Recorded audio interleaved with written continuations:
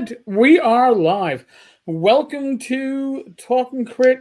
We have a special today. It's the TotalCon, PreCon, I don't know, icebreaker, snowbreaker celebration, whatever. We have Allen Hammack with us. If you don't know who Allen is, he did a lot of stuff in the TSR days, the real days of D&D, not these Wizards of the Coast. Oh, in any case, before we logged in, for those of you who might not realize this, Texas is, I guess, hell froze over in Texas right now. It actually did. We broke every single temperature record there was to break this week. Every one we broke.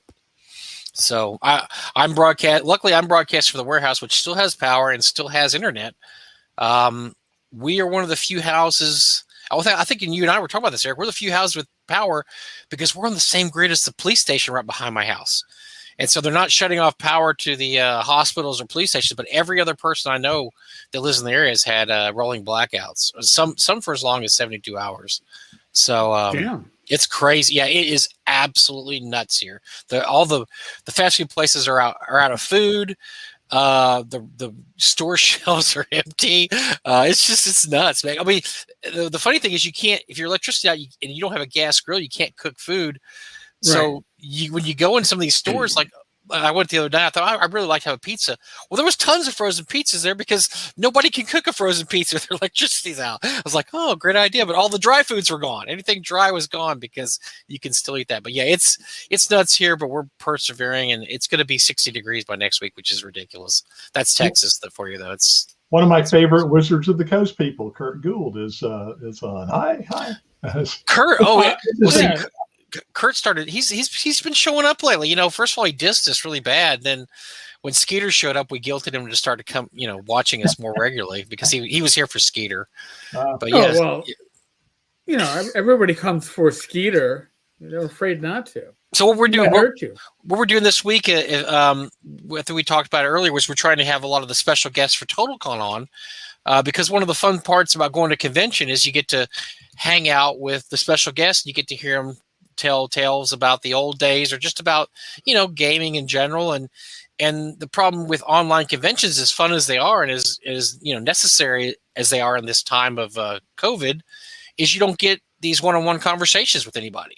That's what you miss, is being able to sit down at a table and either have them run a game in person or talk to you.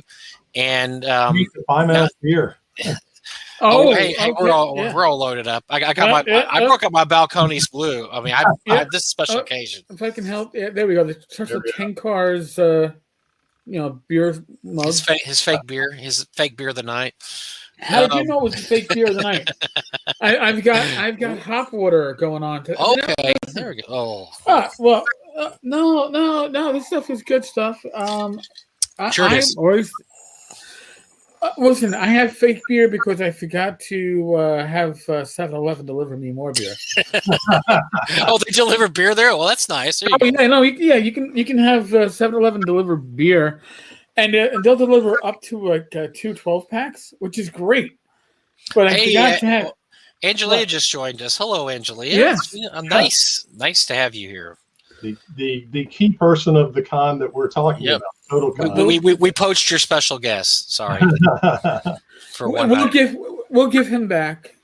What games are you running at TotalCon for those who are interested? I am running 2 top secret. Oh, nice! The new top secret. Nice. Yes. Well, I mean, when they picked the theme of the convention being espionage, it kind of it kind of wrote itself. So kind of had to.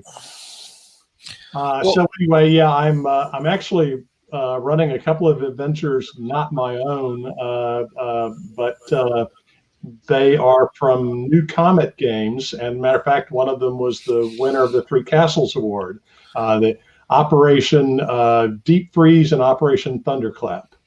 I enjoyed those. I read both of those. I enjoyed those. Very fun adventures. Well, I'm going to digress just a minute. Go ahead. Digress all you want. This is about you digressing. This is all about you. It's a hex crawl, Alan. We go wherever we go.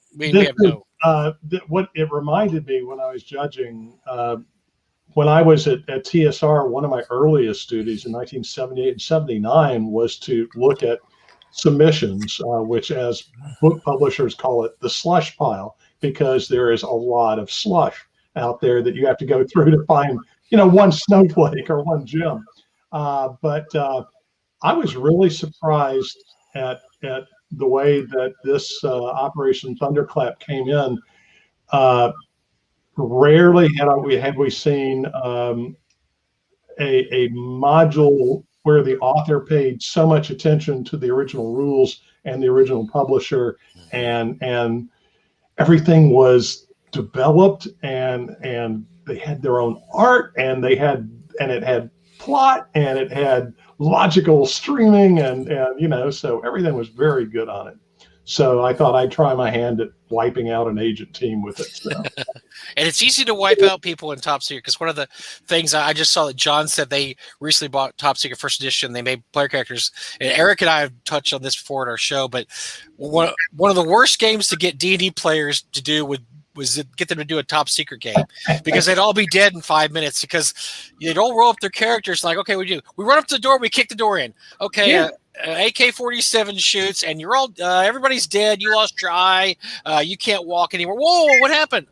It's a gun. Guns are dangerous. This is not D&D. There's no clerics. No, or the claymore went off that was wired to the door. Right.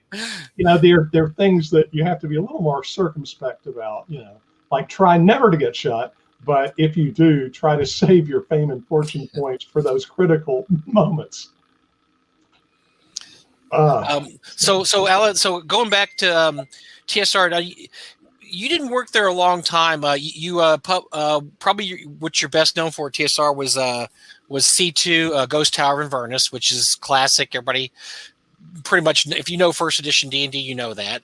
You worked on quite a few more things there. You were Top Secret editor, correct? Right. It was 5 years that I worked there, which seemed like a long time to me. Actually, that's longer than I thought. I might have been thinking of Lord Schick, because I remember I was so shocked to learn he only worked there like a year and a half. I was like, really? It seems like you were there that a long time ago. A little, I think a little more than that, because he didn't come in too far after I did. But it's not like Zeb and Harold who stayed on for a long time after that, and got to produce masterpieces like all my children. Right now. Anyway, yeah. So I was one of the team of editors on the original Dungeon Master's Guide, which was really a cool experience. I got to edit a board game that TSR adapted that everyone's forgotten about, called Fourth Dimension, which was a Doctor Who ripoff, but we didn't know at the time because nobody in America had seen Doctor Who. Interesting. In a year or two. Well, it was abstract. They used the concept of time warps and called some of the pieces Time Lords and such and such. So, but it was a kind of three-dimensional chess played on a two-dimensional board, but they had little out areas where you could warp out and then come back in at different places on the board. So you had to really think three-dimensionally in chess to work this game out. So it was fun. So that was your. What else? What other projects did you edit or I was mess around with when you were there? Editing and developing, even though we eventually broke those into different categories for credits, were a lot of the same thing. Everybody did a lot of all of that. So I also was one of the editors on the second edition Boot Hill, which was the first boxed edition. Mm-hmm. I like to tease Steve Winter. It was the real Boot Hill, not the touchy-feely third edition.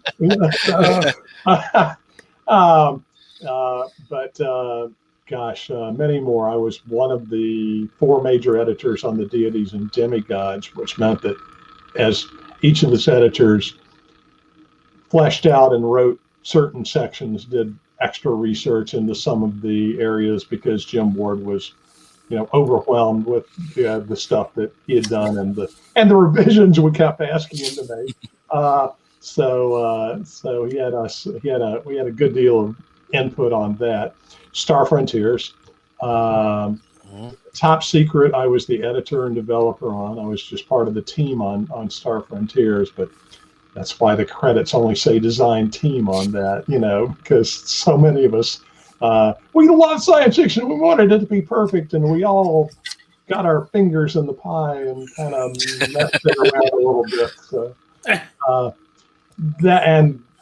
so you can see the good things that can happen from committees and the bad things. So, what else? A number of modules, as you said: Ghost Tower of Inverness, A3, the assault on the area of the slave lords, I9, the I could never publish it today, Day of Al Akbar module, and the mini game Viking Gods.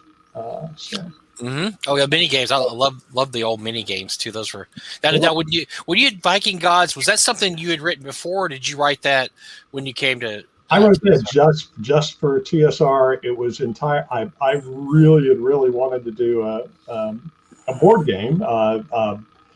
War games were my love and what got me eventually into miniatures and eventually into the role-playing games, which started, as we know, as a supplement in the back of a miniatures set of chainmail.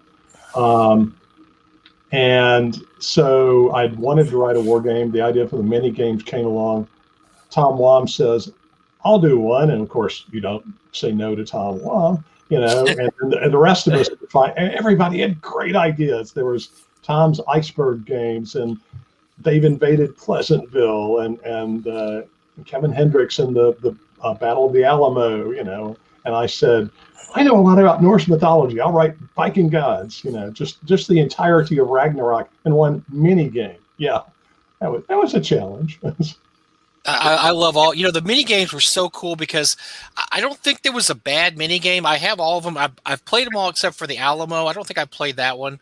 They're all just, it's really weird. They're all really good, but all in different ways. They're not the same system. They don't use the same kinds of strategies, but they're all really cool, and they are really fun little games just to put in your pocket and just take with you somewhere. We used to bring them to school. Those in the what were the pocket games by C. Jackson game? Was C. Jackson or the other? Yeah, it was. It was metagaming first. Like Ogres, metagaming. They had Ogre, But then Steve Jackson had Ogre, GEV, Shockwave.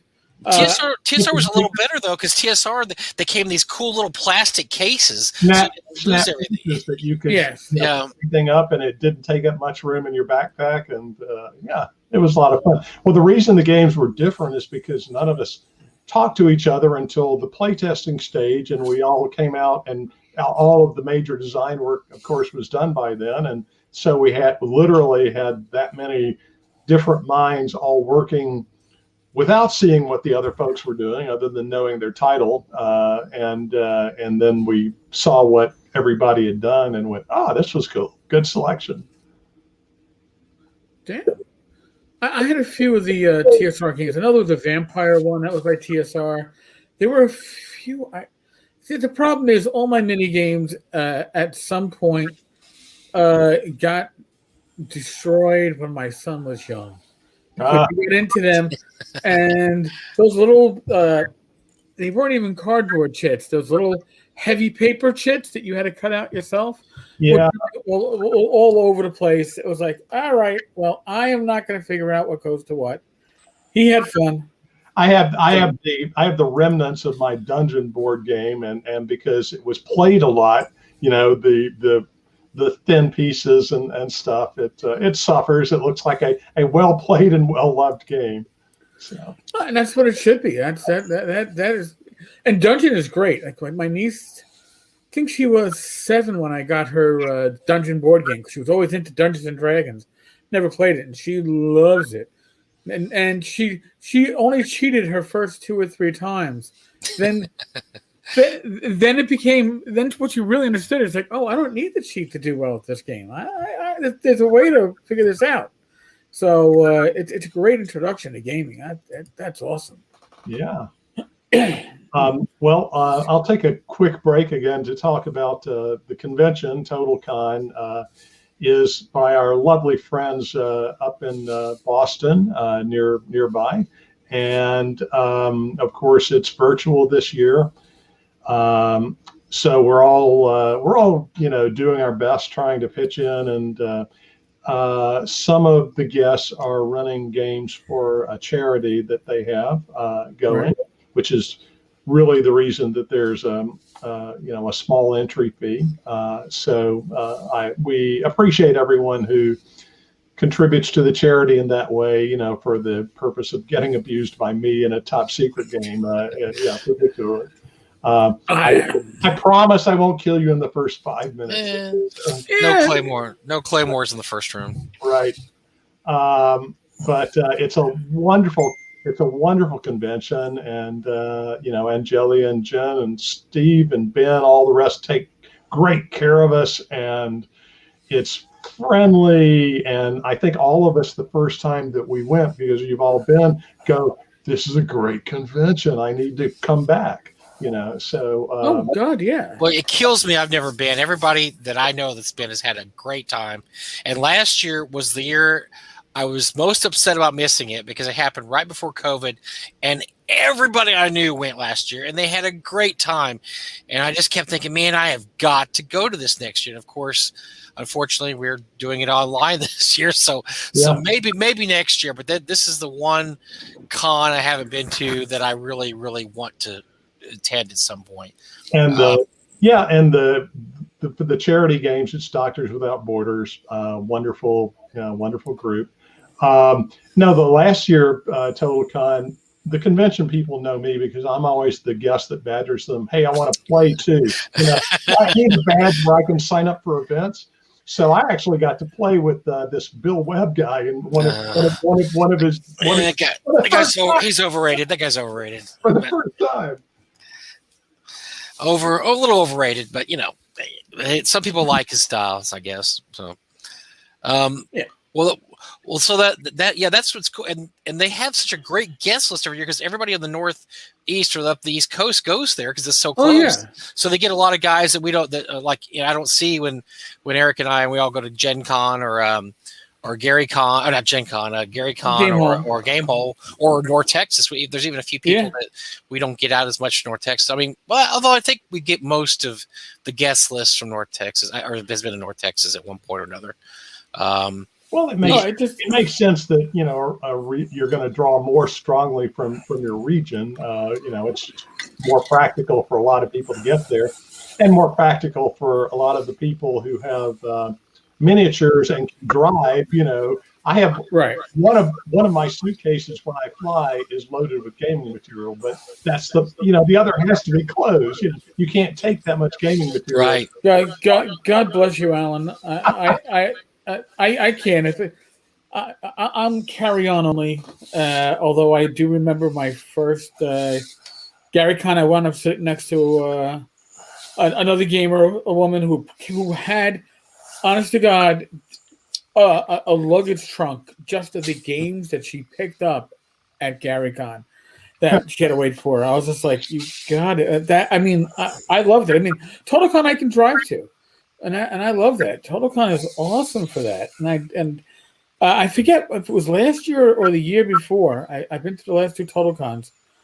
Stefan Picorni, Dwarven Forge, took an Uber from Brooklyn. Only Stefan would do that. Yeah. Yes. Was it probably like a $8,000 Uber? I'm sure. I have no idea. God. It was probably 2019. Because I think he was still living in Brooklyn at the time. And it's like, everybody, I took an Uber from Brooklyn. I'm like, that Uber driver was happy after that was done. Yes. He got I do remember my first experience getting onto a Southwest plane, and the baggage handler says, "What have you got in here, lead?" And I said, "Yes." Pretty much. Lead computer. Yeah. So Alan, back in the day, which Gen Cons did you go to? I'm sure you hit a couple of those early Gen Cons. Do you remember which ones you went to? I sure do, because that kind of led directly to me getting hired. So my first Gen Con was Gen Con 9. they'll correct me on this. We in Alabama decided to make road trips to the great conventions of the year. So we went to Origins 1 and GaryCon 9. I think I've got the year right. Anyway, Wow. and then Origins 2. It was the Origins in Baltimore at Johns Hopkins University. And in both of those, our team played in the D&D tournaments, this new game. We figured, hey, it's a new game, anybody could win. And our team won, and at Gen Con that year, the awards were by class, not by team. And I won Best Mage. And I went, huh. Now, I found out the penalty for winning things like that is that the organizers ask you to run the events next year. Oh, yeah, you already won that. Drafted as a judge Smart. for the following year, for Gen Con 10, which was the one at the Playboy Club. Very Nice. notable. But parts of it were also spread out. And gosh, that was a great con for so many reasons. But again, people saw me as a judge then, and that plus the articles that I'd written to the Dragon and the letters to the Dragon that got rejected, I was in their eye. But I answered the one ad in the Dragon just like everybody. I was the first employee hired off of a one ad from the Dragon. Wow. Really? Yeah. That is interesting. So when you go to those first few Gen Cons, and then you attended a convention now, what strikes you as the main big difference between what you saw back then and what you see now? Well, the main difference is, as a player at an early con, I'm scheming how to efficiently get into every slot from 8 a.m. until midnight every day to maximize my gaming experience. when you work for a game company, you find that you are required to work nearly that many slots running games for other people. And now I like to go to a convention and run a game or possibly two in a day, and maybe play a game and relax with my friends and talk with people and take it easy. Yeah, well, so a story. So it's about Allen. So running one of the things, and Angela will understand this, when you run a convention, you don't get nearly as much time to do the fun things as you think you would like to do. It's like running a game store. Once you run a game store in 2 years, you hate games because you're like, I can't stand to see another game. I'm tired of dealing with it. The same thing with running a convention. After a while, you're just so busy that the whole convention is like a blur. It was literally like 3 to 5 years after we started having Errol Otis that I said more than hi to him, because I just could never catch him in the hall or talk to him. So Allen had been to a few of our conventions, and I don't think I'd ever said more than hi to Allen too. I was just too busy. Our schedules were crazy. You just always have something going on. And plus I also run a booth there. And so I'm selling stuff there. And then Allen will remember this. So one night, I don't remember which one this was. We're sitting there and everybody else is in bed. And it's like, there's like about 10 of us. And it's the con serving girls, a couple of guys, I have no clue who they are, a couple of friends, and Allen. And so I'm like, what's this special guest? This guy's old. What's he doing up this late? Because it's sort of like 2 a.m, And so after I finish doing something, I go, they're sitting at the table, drinking, hanging out. I'm like, well, I've never actually got to talk to Allen very much, because I really had never gotten to talk to him. So that was probably the first time I ever really got to talk to you. And I remember I was just so impressed, because you were actually hanging out with people that were, I won't say quite a bit younger than you, but young enough to where everybody your age was already in bed. Let's put it that way. And you were the only one. You were the oldest one at the table that was still awake. And so that impressed me right there. And you were still drinking, which impressed me also. And so, and I was like, man, I got to get to know this Allen guy better. He knows how to party, man. He's hanging with everybody. And so then the more I talked to you, I realized you had a great sense of humor, just a really fun guy. And I just felt bad. It was so long before I actually got to, sit down and do something with you. But but yeah, that's one of the things I love about cons is being able just to hang out with kind of guys that, you've heard about your whole life. You don't really know much about. Right. Luckily, most of the ones that I've met from your era, Alan, have been very, very nice people. It's amazing the assemblage of talent you had at TSR, and there's really few assholes. It's really pretty much a really nice bunch of guys, even to this day. But do you remember the night I was talking about? Do you remember this night? Yeah. And one of the things I used to run a convention in Birmingham back when I had a game store as well, and it takes actually running a convention to appreciate what all of the other conventions do for you.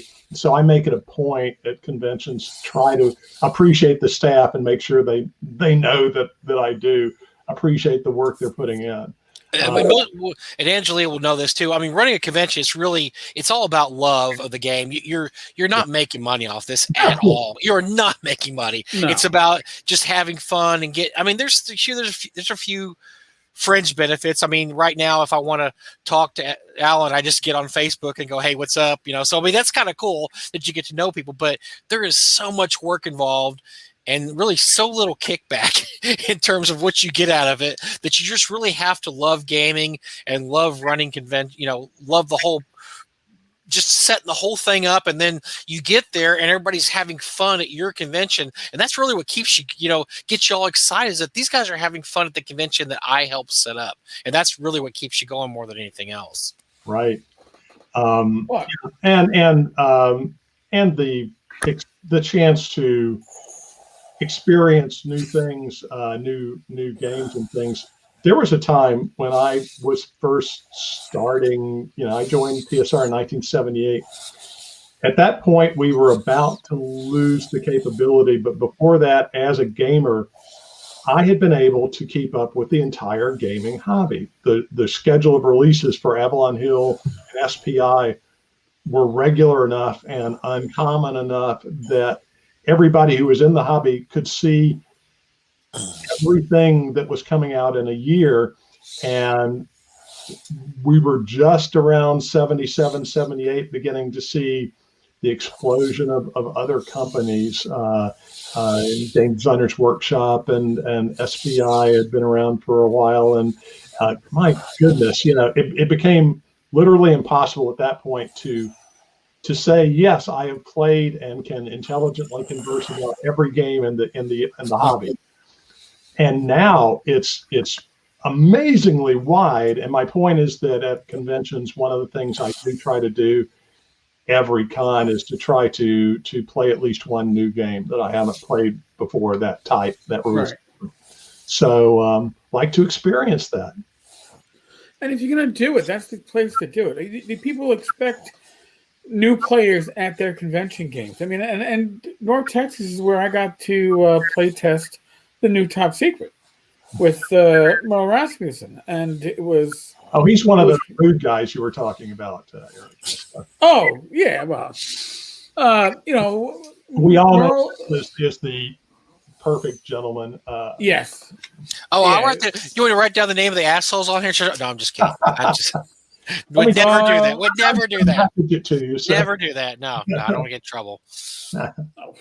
They're all great. All great guys. All great guys. Yeah, Merle is a lot of fun, and really, if not for running into Merle at a Gary Con, I probably wouldn't be doing cons. It was he anymore.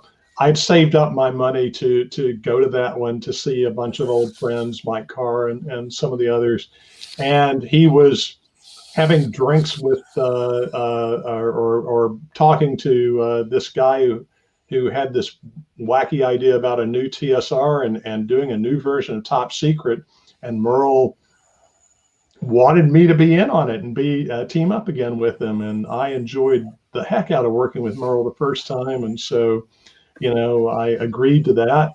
And later at that con, this guy Alex found me and told me about his con, and so that's the kind of thing. And I told him, I said, well, I don't know if I can afford to come up there and do this. And he said, well, we might be able to give you a room, you can share. And I went, really? Okay. How many games do you want me to run for you?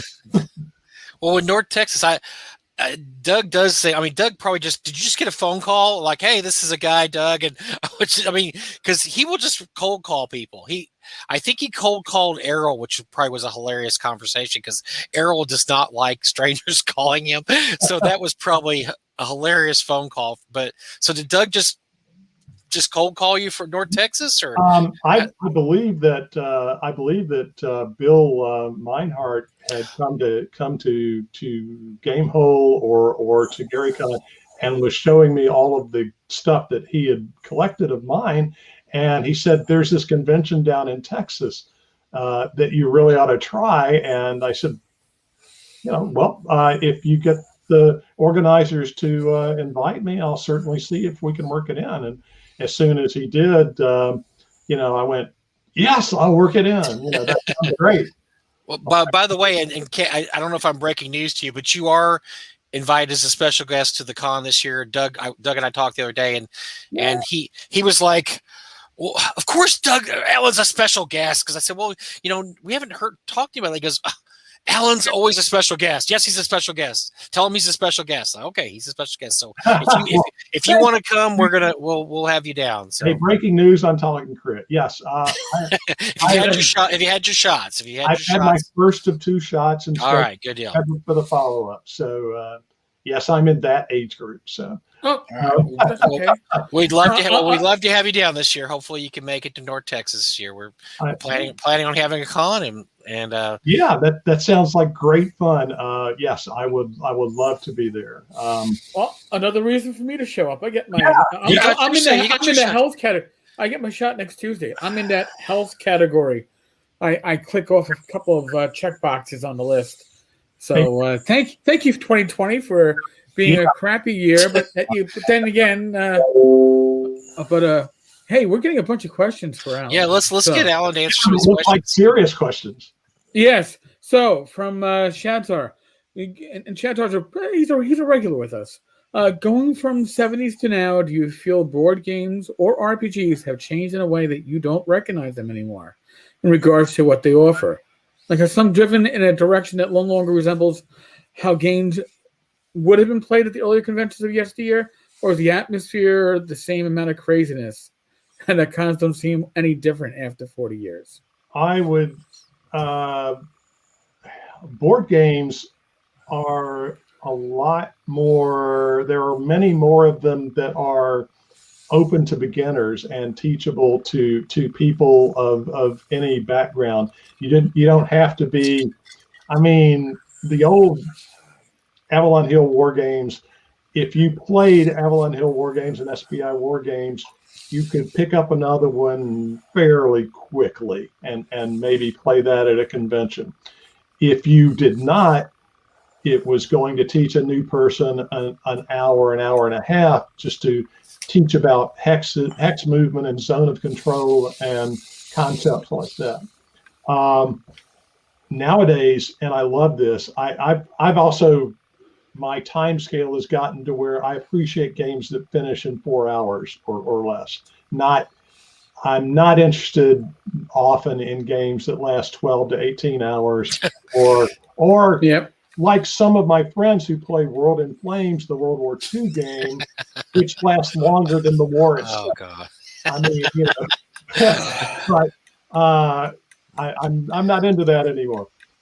As far as RPGs, thinking back, some of the huge Gen Con Open tournaments that I both played in and refereed in have the same kind of franticness and massive coordination that, say, an Adventurers League type of thing would have today, where you have a few supervisors and perhaps 20 to 30 to 40 game masters running simultaneously.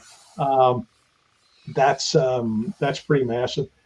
The evolution is that I'm not so happy to see is the perhaps oversensitivity of some players. I never really wanted to call orcs and elves races. I think they were species, but I don't think it's racist to call a fictional species evil. I just don't. Right. I don't have a problem with it. Interestingly, in my games and in others, some of the times I will have players break into an orc camp, and one of the rooms they'll find will be the room of orc mothers and children. Ooh, nature versus nurture. This is an alignment test. You guys are going to have to think your way out of it. I don't want anybody. I don't let things offend me very often, and I try not to. Well, especially in fictional games, where Eric and I have kind of the same opinion in that regard. That it's your game, however you want to play your game. If you want orcs to be evil, fine. If you want them to not be evil, we don't care. I mean, whatever you want your game to be, that's what you make your game. So, yeah, that's my orcs aren't evil; they're just bipolar. Well, that describes a good portion of the real world, then, doesn't it? Okay, I see a question from John Miller about Top Secret. The interesting things is that it dates back so long that Merle was not an employee of the company when the correspondence started. Yeah. He sent us the typed manuscript, which he can tell the story of paying someone to type it for him. And when we need more on this section, we need more on this section, we need corrections on this section, and that would be me typing out, suggested corrections to him, pages and pages. I'd send him 10 pages, and Merle Overkill Rasmussen would send me 20 or 30 pages back. Merle kept a lot of that material because he was a librarian and archivist at heart. And I know that he got to use some of it in future expansions and things of Top Secret, and some of it not so much. But you can talk to him about that in a future episode. Some of the surprising things about original Top Secret may be that the first, not the module that was included in the game, but the one of the supplements, TS-002, Rapid Strike, involved a halo jump on a cruise ship to not take out terrorists who had taken the cruise ship hostage. The ship that was used to get plans for this, Mike Carr had sent off to a travel agency that specialized in those kind of bookings, because that's the way we did research back then, by mail, when we couldn't get to a library. And he got back the plans of a cruise ship. It was called the Achille Lauro. Now, the Achille Lauro, in real life, later was attacked by terrorists, was hijacked by terrorists, and in fact had a murder, a death on, in the cause of that. So that was, that was part of it. There are some Easter eggs hidden in the original Top Secret. Since I knew the artist, Darlene, who had done some of the fill-in work, I had asked her, in those days when you sorry to diverge, when you are doing editing and doing paste up, you estimate column inches, and then you go, okay, this section's going to end, and we've got 1.5 inches on that page. And so we say, can you do an illustration that's 2 columns by 1.5 inches, or 1 column by 1.5 inches? And so we got TS-003, I'm corrected, lady in distress. So anyway, we have, I say, okay, we've got this space, Darlene, we need a fill-in drawing. I've got this photo of somebody I liked in a TV show called The Avengers. It's Diana Rigg. Can you do something based on this photo? And she did a beautiful job. And I said, because I really, really, really like Diana Rigg because she was so cool in this. Could you put a ring with my initials on it? So in that, Diana Rigg in the Peel is wearing a ring with my initials on it. Oh, wow. In the original Top Secret.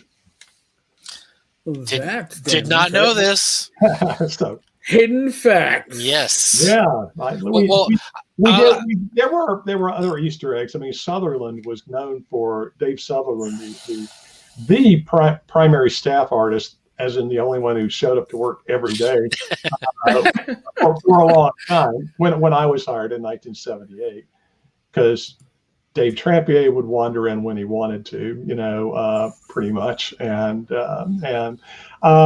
anyway, he would fill in tiny details like the wizard's hat illustrations. You would have a star and a moon and perhaps a biplane for the Fight in the Skies game that he and Mike Carr enjoyed. But because you often did the illustration in like a much larger size, you could put in the details and it would be shrunk to fit the space that was actually being published. So you could draw it larger and then reduce it, but you could work more details in that way. Wow. I always thought that you could tell that Merle had a lot of extra stuff, because I think for the first year or so after Top Secret was published, he had a letters to the administrator column every issue of Dragon magazine that had new rules in it or new weapons or something. So to me, it always looked like a bunch of stuff that had been left out of the original rules. I'm putting words in his mouth, but it was something like, I typed this, and by hook or by crook, I will get it published. Well, he did eventually. I think he packaged them all as Dragon magazine articles over the next few years or so. Yeah, my history with the Top Secret game was I got in trouble for playing that during lab, because we had lab was a double period, and we usually finished our lab in the first period. So we started playing Top Secret in the second period, and the teacher came over and was like, "What the? Are you gambling?" We had those, the horrible dice that cracked real quickly. They started looking like the marble that we were playing on in the lab room. And we're like, "No, we're playing Top Secret." And he looked at me, he's like, "You know what? I don't really want to know. Are you done with your?" We were always, like I said, we were done in 20 minutes because we wanted time to game. We wanted time to play Top Secret. And he didn't find it. I was like, just keep it quiet and don't annoy anybody else. We're like, all right. Sir, we were dealing with the fate of the free world. If we need to play. Yeah. Come on. Well, I've got a Top Secret story too. So this was probably in 1984, so 85. My family had moved down to South Texas, and my father and I were still up in North Texas. I was going to college up there. And so when I would go home for the holidays, I'd always bring a game to play. It was just different things, sometimes Call of Cthulhu, whatever. So one year I brought Top Secret, the original box. So I stuck it in my luggage. All I brought was a carry-on, and went down there, and we played Top Secret. And so on the way back, my luggage is going through the little machine, and I'm off to the side or something. And so I see him, they go to my suitcase, the guy unzips it, he opens it up, he's looking at it, he calls another guy over there, they comes and looks at it, and they both look at it, they call a couple other guys over there. I'm like, they're looking at my dirty underwear. I mean, what is there to look at in there? I didn't make any sense. And then I'm starting to panic thinking, this is South Texas. What if somebody stuck a bag of marijuana in there's something, one of those cases where somebody stuck something in my bag or whatever. And if I said, you come on over here, come here. And I was like, holy crap. So I went over there. And they said, what is this? What is this right here? And I look, and it's the cover of Top Secret. It says Top Secret. And if you remember, the cover had like a gun on the cover and a passport. Yeah. And so I guess all I can think is the gate agent opened it up, saw Top Secret, and could not figure out what it was. Because, back then, we're talking the 80s, role-playing games weren't really a part of our consciousness as they are now. And this guy probably had no clue what it was, because it wasn't a book. It was a box, and it said Top Secret across the top. And so I just kind of laughed, and they all kind of bristled up like he's making a joke with this. I said, "Oh, it's just a game." And I lifted off the lid, and they saw dice and this, that, and they all kind of went, "Oh, okay." They didn't know what kind of game it was, but once I revealed it was a game, they all, because they were kind of like, they were airport rent-a-cops. They thought they were going to bust this guy seeking top secret information. But that's an absolutely true story. And they were just like, a game, okay. And so they're kind of embarrassed. They just shut it and zipped it. So, okay, here you go. You go through. It's probably a good thing they didn't get to the module or the where we as officiously as possible use the language about do not accept from courier if seal is broken. Oh yeah, that's right on the cover.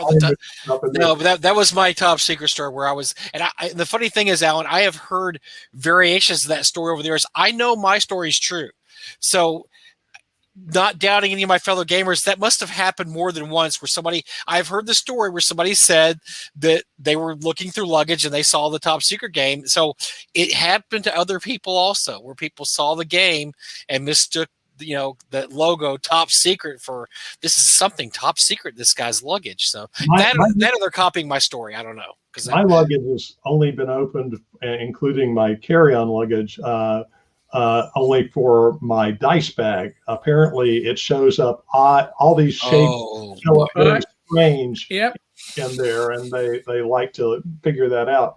But of course the key top secret story that a lot of people know during development in Lake Geneva, when the FBI got involved, there was a play test of a kind of inter TSR play test, and at that time we were divided. We had the buildings in the hotel downtown, the original house, and Sheridan Springs was just starting to open up. And so the players were somewhat scattered, and we had a courier.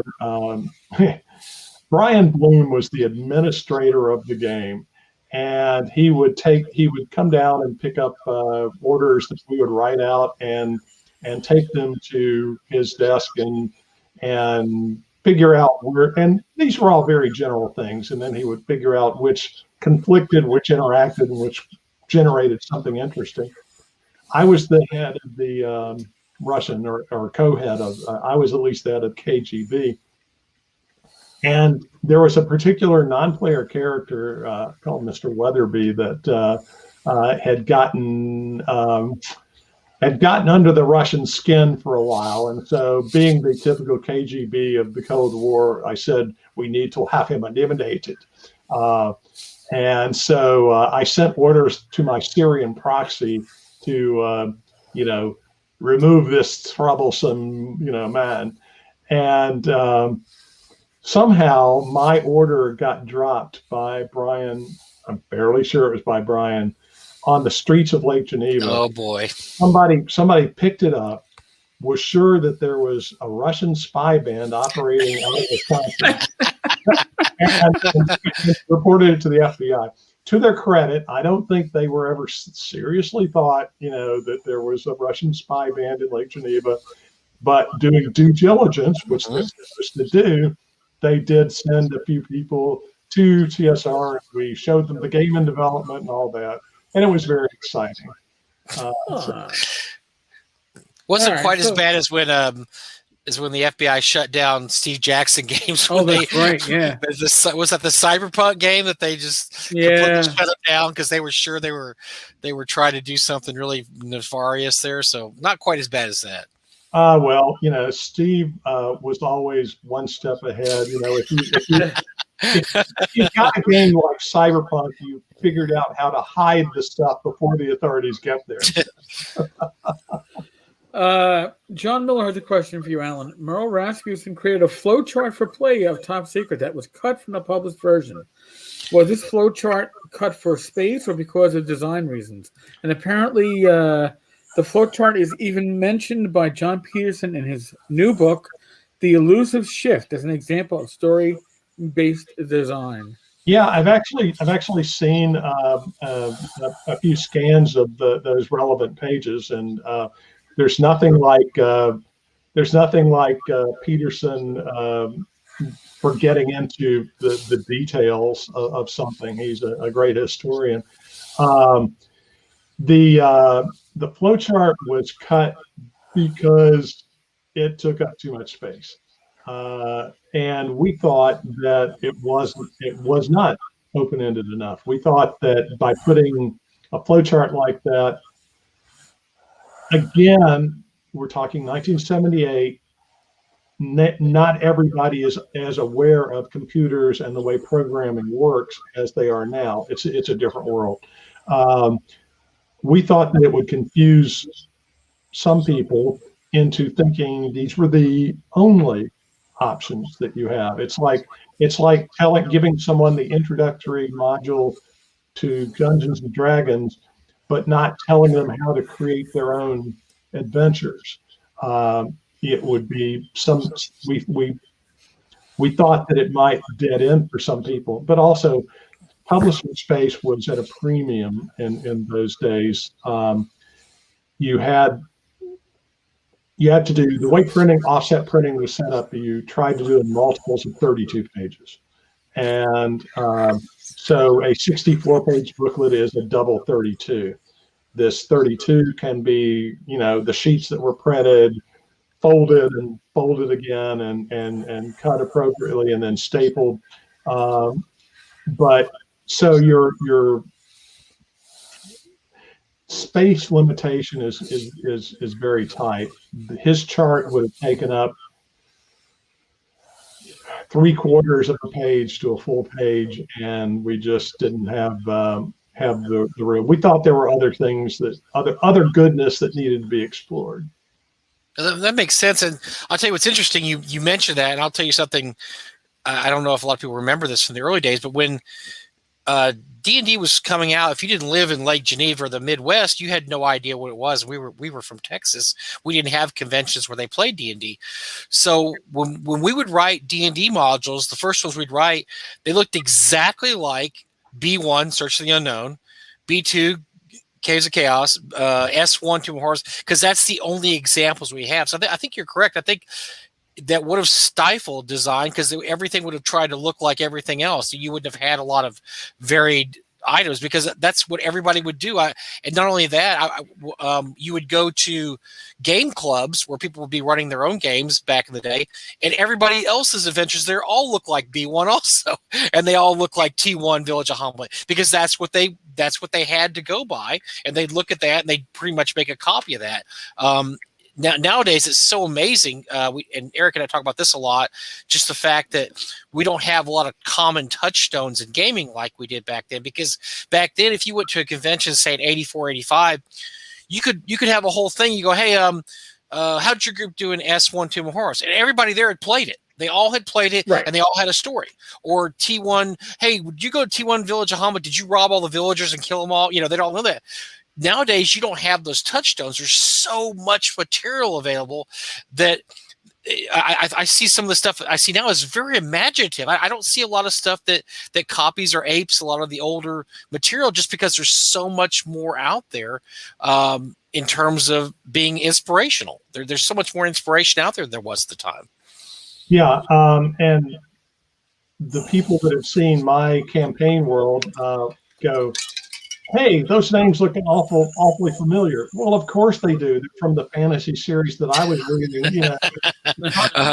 I took place names from 3 fantasy series, including Witch World, and crammed them into the map that I created of my world, which was conveniently the size of one large poster hex map. It's right. Amazing how things work out to practicality when you're right, a DM. So.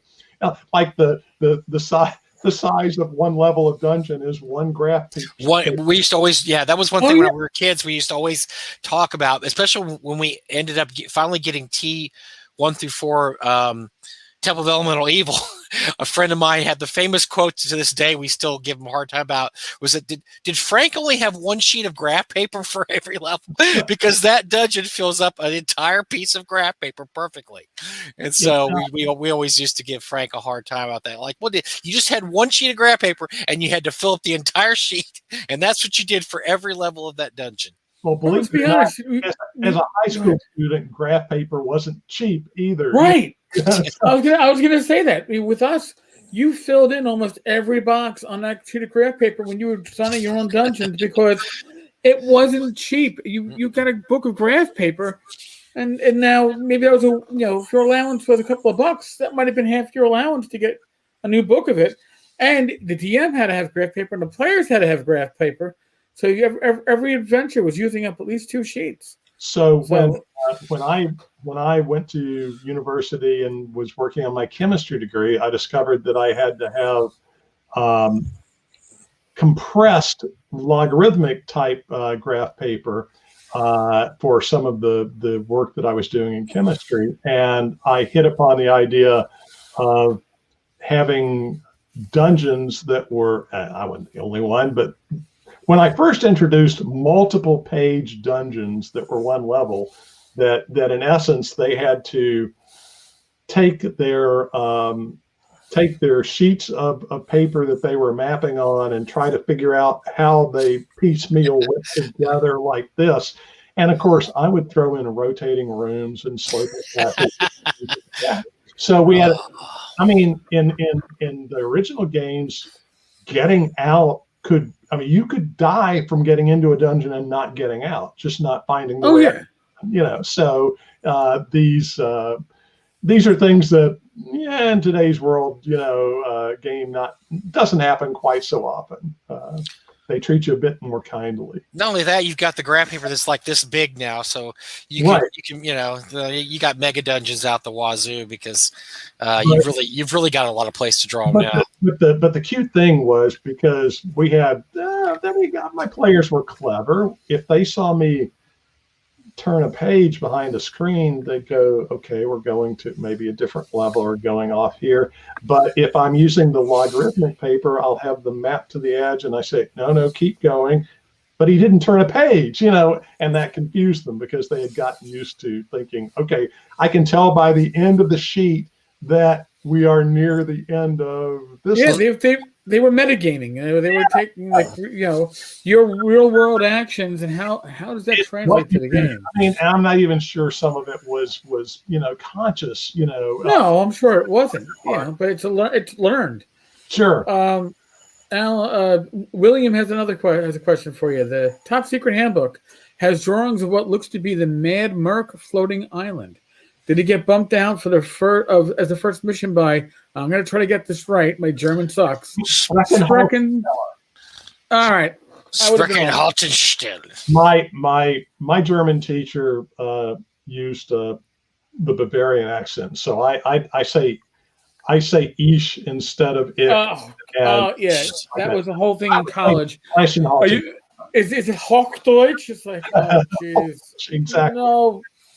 Yes. And yes, we decided that the Sprechen-Halten-Stelle setting had more options for a trainee mission than the Mad Merc did, and that's why there's a reason they pay editors. That's why. Well, Mad Merc was eventually published too in a Dragon magazine. It was but it was sort of a James Bond supervillain hideout, so that might have not been probably the best adventure for a beginning top secret adventure. There was also one of Bill's friends and a very he developed this with very small parties, or one agent or 2 agents or possibly 3 at most, and so it's one of the things that doesn't necessarily translate to a larger without a large amount of rework.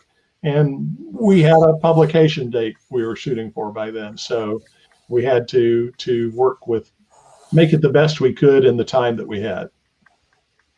Well, Sprechen Haltenstelle also is I played that many times over the years. It was great because it was kind of like kind of like a B1 for Top Secret. There's all these different areas. Some didn't relate to the other one. Just all these different things were happening all over the map. Sometimes they were connected. Sometimes they didn't. There was an underground. You go into the sewer tunnels. There was an above ground. You go on the roofs. And so it was kind of fun. You could just kind of go anywhere there and just kind of and pretty much make your own adventure. You never knew what you were going to run into.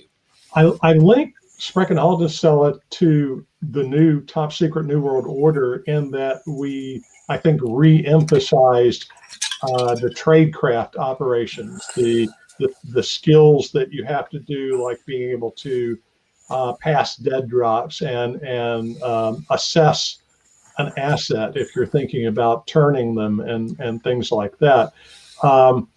One of the shows that I like to point to for inspiration was called Spooks in the UK. It's MI5 here. If you get a chance, watch them. It's like 24 on steroids. But these people, the MI5 people, do outstanding tradecraft. I mean, they are really good at what they do, and things still go to hell.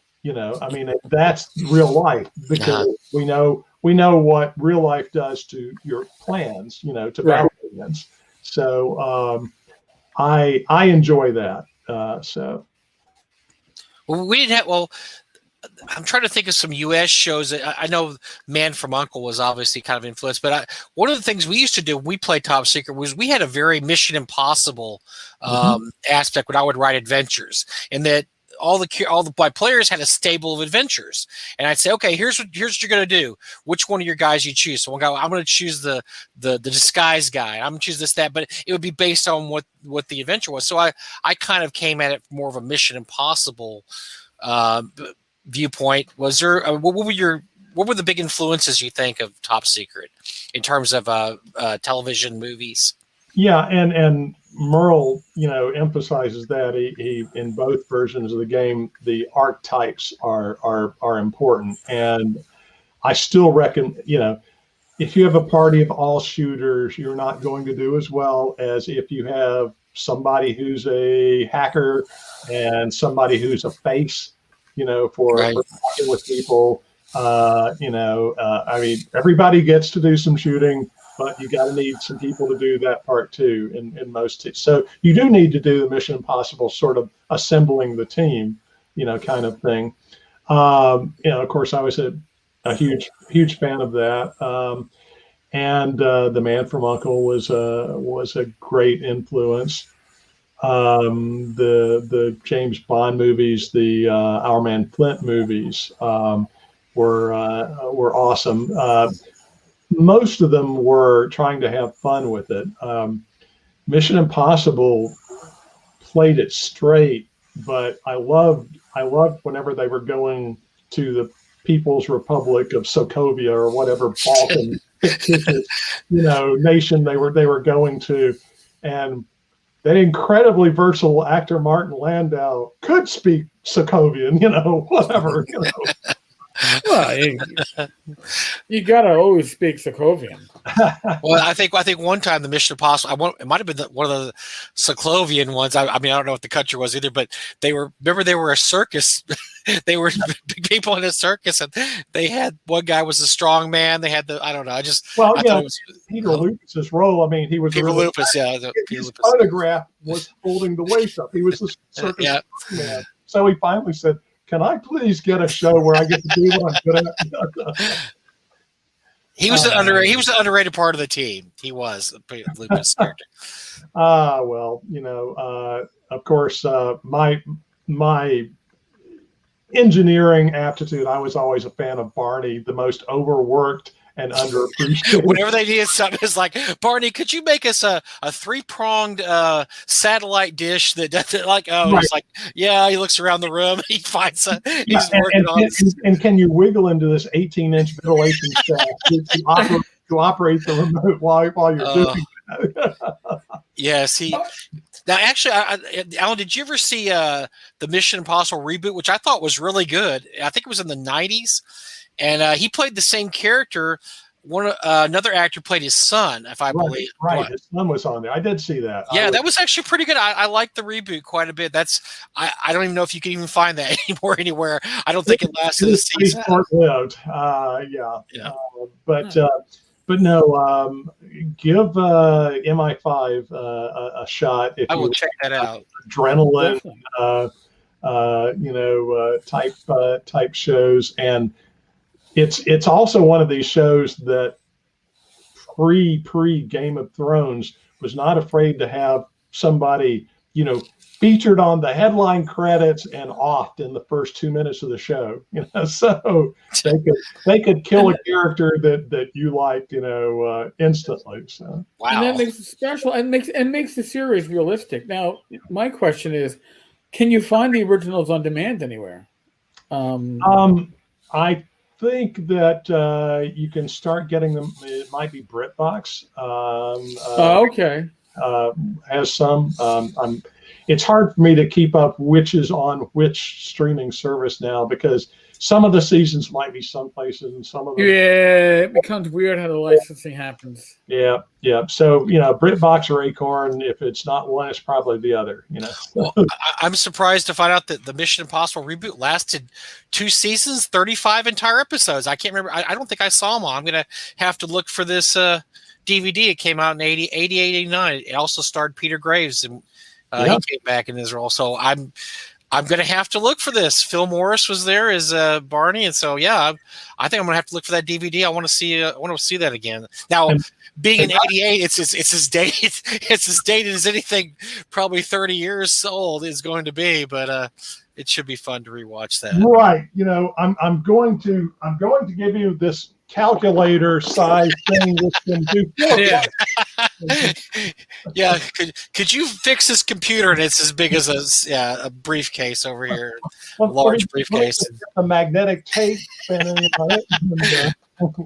you have the punch cards necessary to break in? Yes. I actually have that skill. Talk about your plug and whip skill. So really, yeah. Damn. All right. So, but some of them do hold up. I mean, I think Secret Agent Man. That's a good one. I was thinking about that too. That was a very good. And the Prisoner. Really. And the Prisoner, man.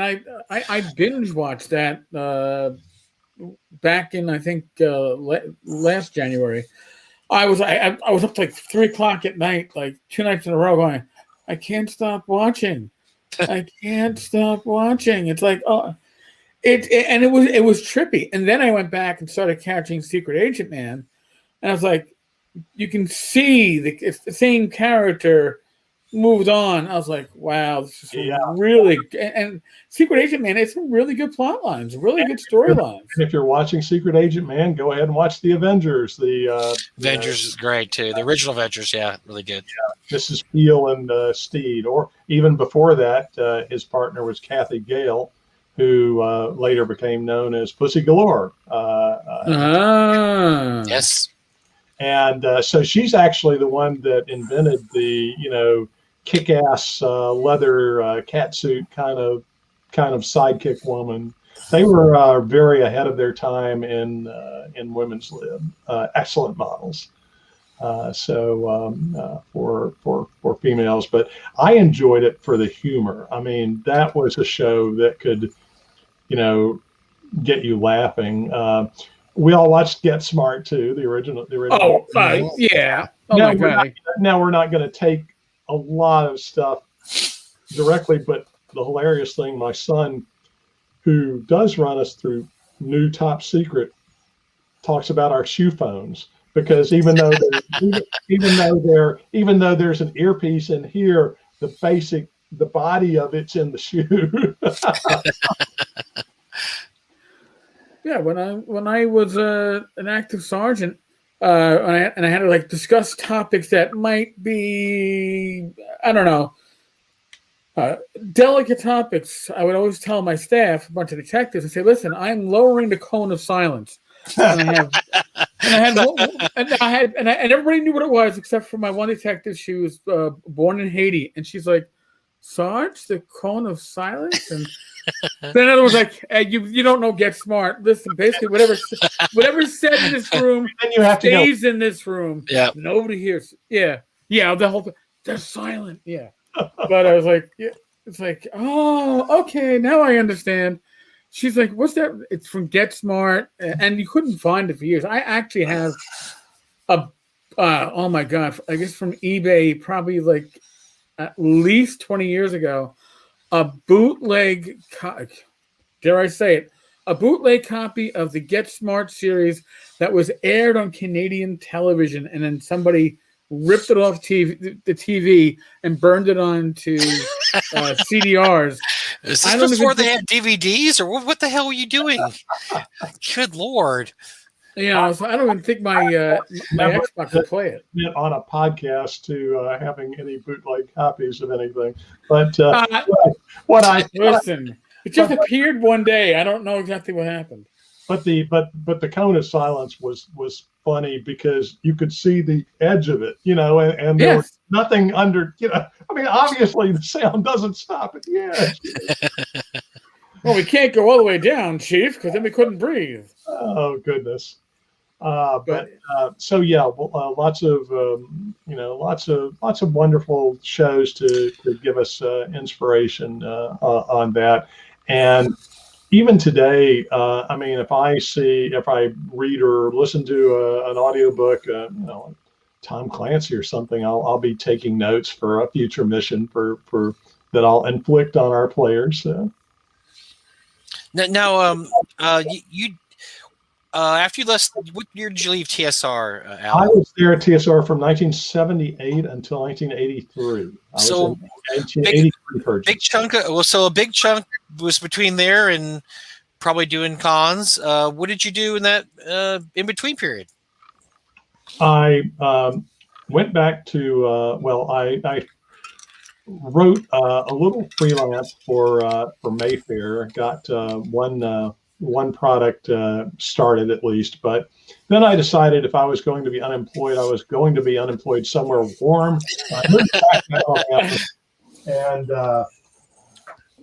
started a game store, but then I knocked out a couple of actually 3 books for Mayfair, Fantastic Treasures.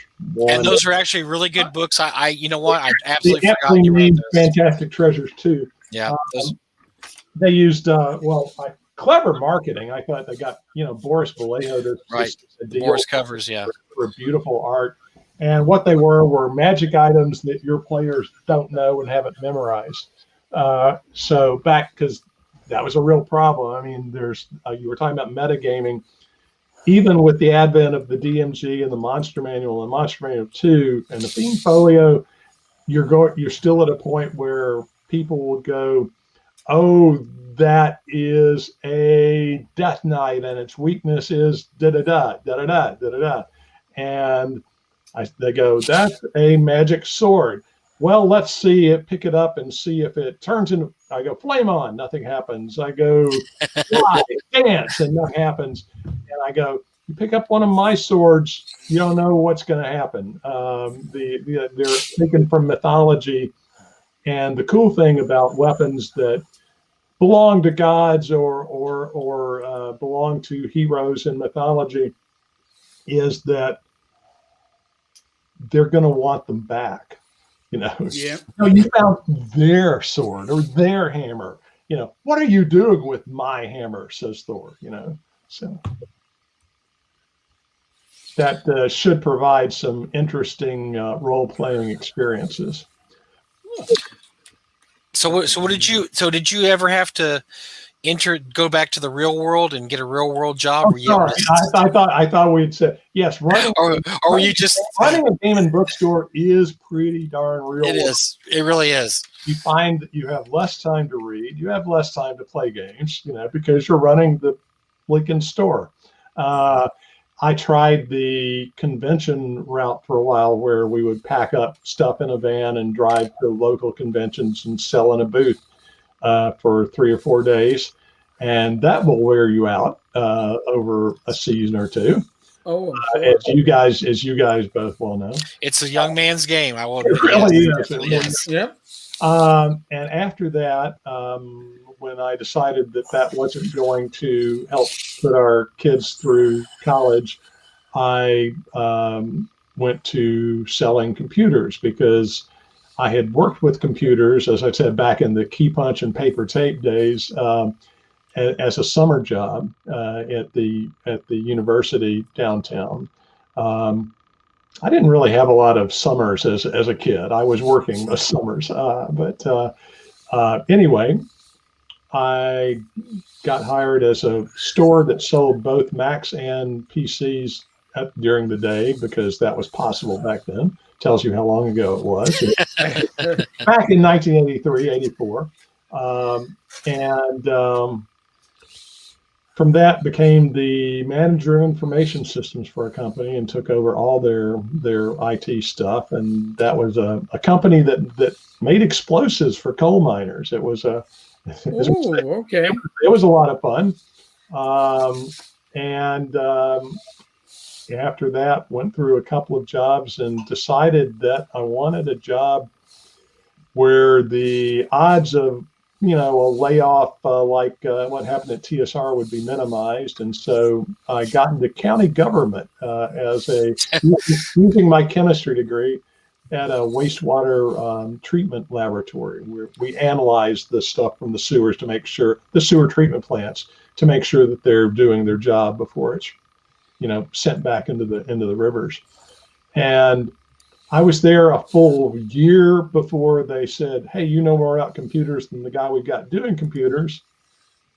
So then I got moved into the computer end of that. And that's where I've been ever since. And I decided to get the degree to go along with it. I've got a master's in computer science. And so I am now a systems analyst with our county. And at least for another 10 months. Retirement beckons, eh? There is a clock ticking, yeah. It's a beautiful clock. Well, that's the sweet retirement, sweet city retirement or county retirement money. Yes, definitely. Right. Well, I remember when you, so one of the first things that I remember you selling when you first kind of came back into gaming existence was Knight of the Six Swords. Knight of the Black Swords. Not the Black Swords. I'm sorry. So what was the genesis of that? Is that something that's been around for a while, or something you wrote? Well, yes, and no. I went to that first GaryCon again. It changed a lot of my future life.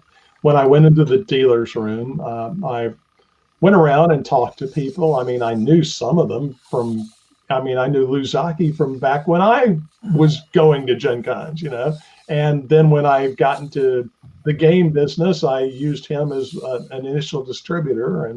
But I talked to everybody there, and I talked to Devin Hibbs, who had a booth there and was very polite and said he was a big fan of my work and would I consider, printing something that I had written before or writing something new. And I said, well, I couldn't afford it. I mean, printing costs these days are such that if I was to print something out for you, it would be pretty pricey. He said, no, I was going to pay you. I said, okay, I think we can do it. Oh, okay. Well, that changes things. Honestly, that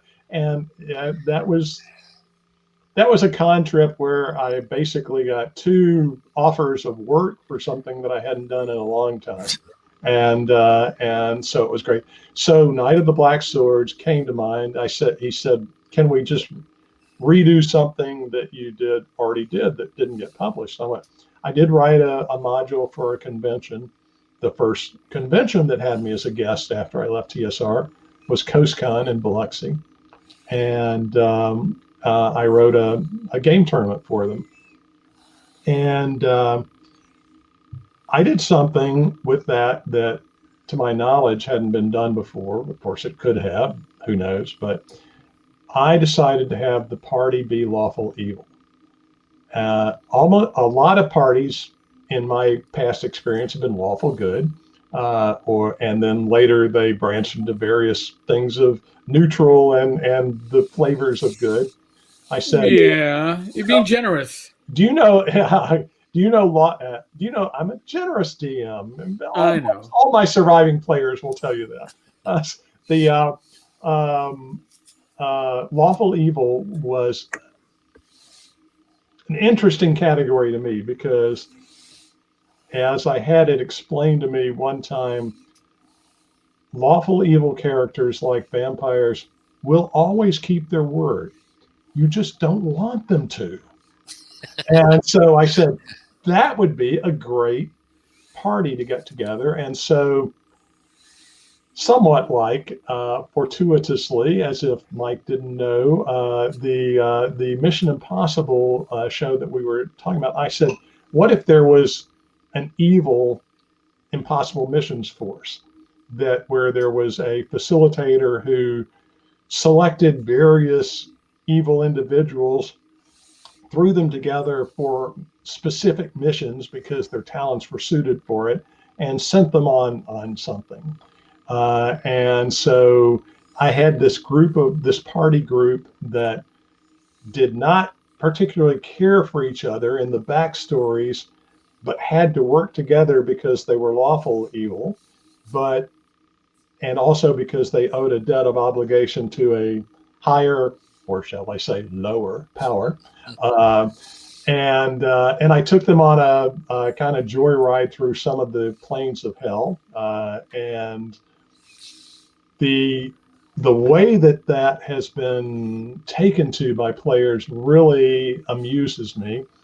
It is probably not something that today's con climate would welcome and cherish, but I had people take that in really surprising directions. And one of the more fun ones was when I had a group of, I think there were 5, and 3 of my players were female, and I hadn't had that mix before. And the one who wanted the anti-paladin, I said, I need to have a conference with you, and took her to the side. And I said, so there might be something a little suggestive here, and this was written for a man. Are you comfortable with this, or would you like me to change it or drop it? And she said, no, let's roll with it. And this is the kind of party I like. And we had a lot of fun, and everybody laughed, and no hurt feelings or anything. So. Well, I won't name names to protect the guilty or innocent, but I know somebody that played in one of your games, and they said it didn't go well, and they all ended up dying. So I don't know if you remember which session that was, or if that happened in a few sessions. But I'm sure it's happened with you. What's that sound? Oh, is it a tiny violin? It's drowning out the tears of my infant. They said I don't know if they all killed each other or if you killed them, but apparently it didn't work out very well, and they didn't cooperate. They didn't cooperate very well, I guess. No, game masters do not kill players. Players kill game. I know. Jim Ward's made some money off that saying. I know. Yes. And it's true. If you give them the tools, like somebody charms them, and or you give them, or somebody offers you a wish, which is what in this particular case does it. Somebody will give you a wish if you will but turn on your comrades, and they're thinking, I didn't really like them anyway. So a lot of fun role playing.